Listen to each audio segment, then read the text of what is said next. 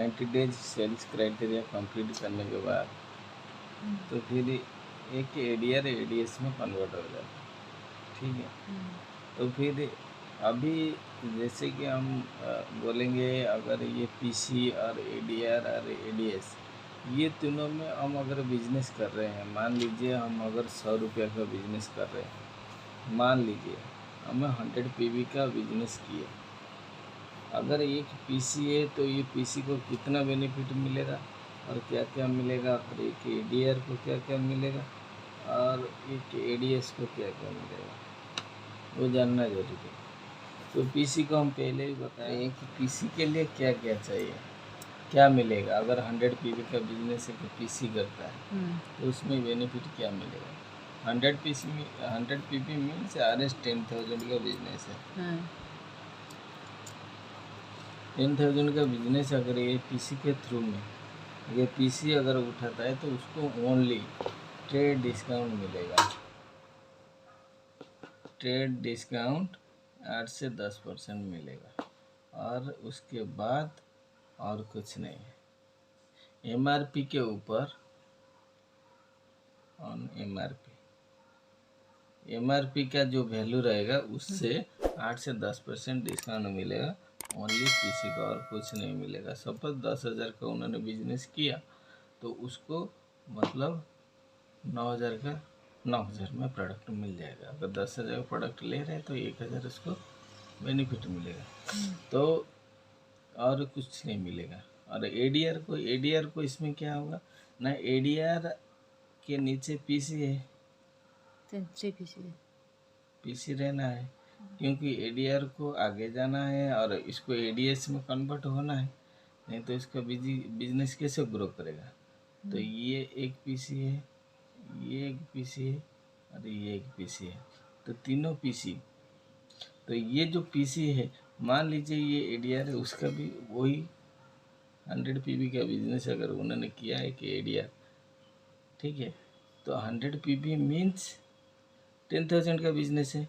लेकिन एक एडीआर को जब एडीएस में कन्वर्ट होना है तो वो लोग क्या कुछ सोचते हैं कि हम यहाँ पे 50 पीवी का बिजनेस करेंगे, क्योंकि उनको 90 डेज सेल्स क्राइटेरिया कंप्लीट करना है और एडीआर से एडीएस कन्वर्ट होना है। तो ये अगर 50 पीवी का बिजनेस किया मीन्स 5,000 का बिजनेस किया, तो मान लीजिए ये पीसी के अगेंस्ट में उन्होंने 1,000 का परचेज किया, ये पीसी में और 1,000 किया, और ये 2,000 किया, और ये पीसी में 2,000 किया, तो उनका 5,000 बिजनेस हो गया तीनों पीसी के अगेंस्ट। तो एडीआर को यहाँ पे क्या मिलेगा ना, ये पहला पीसी में जो बिजनेस किया जितना अमाउंट का उतना का डायरेक्ट 10% इसको मिलेगा।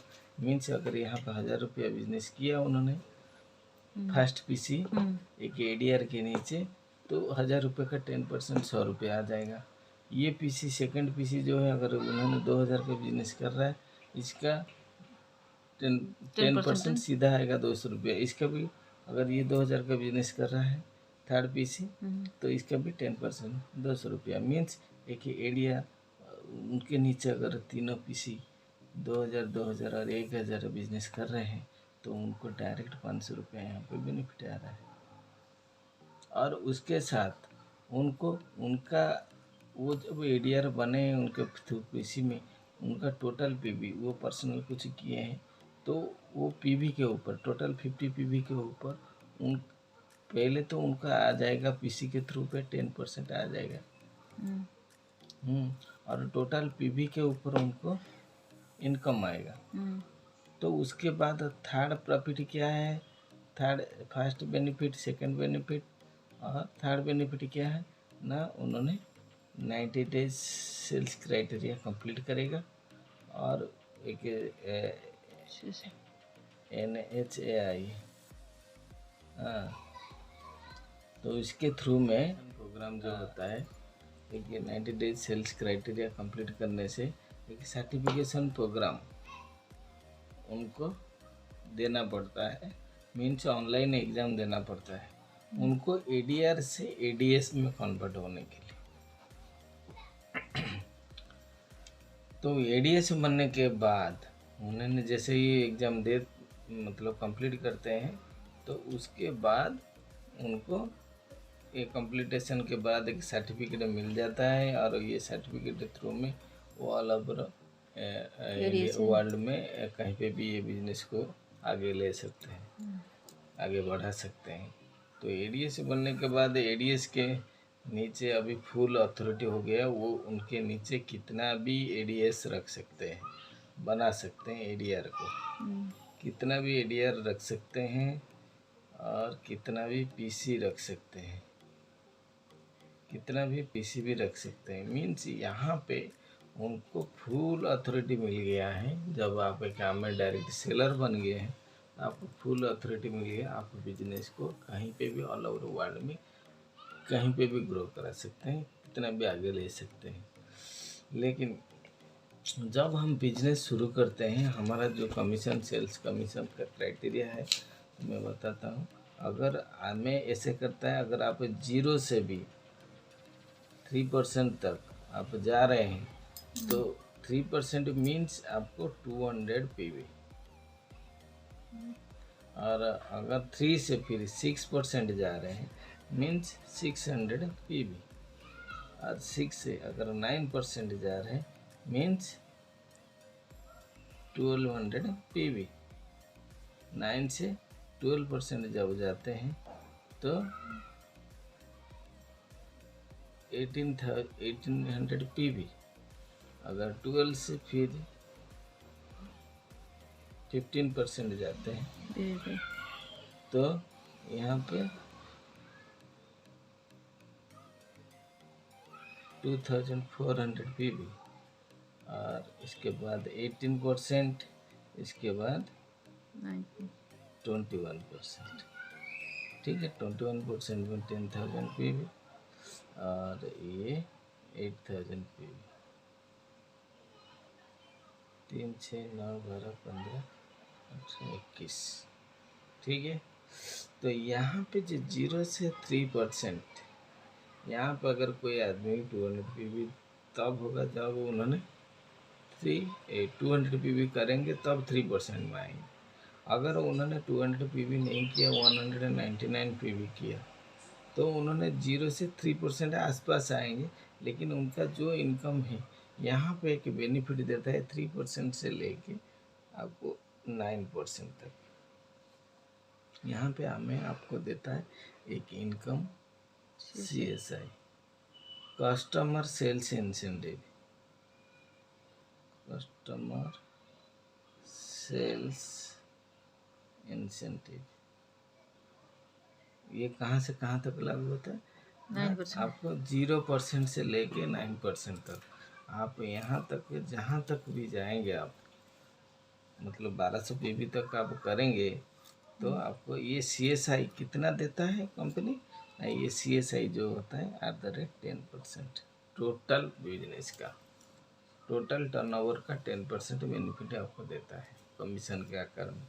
सपोज आप यहाँ पे, लेकिन अगर आप 0% में है, आपको डायरेक्ट 10%, अगर आप मीन्स 199 पीवी कर दिए हैं, ठीक है, आप 200 पीवी करते तो 3% जाते, आप 1 पीवी के लिए रुक गए और 199 पीवी किए हैं, तो यहाँ पे आपको CSI कितना मिलेगा ना?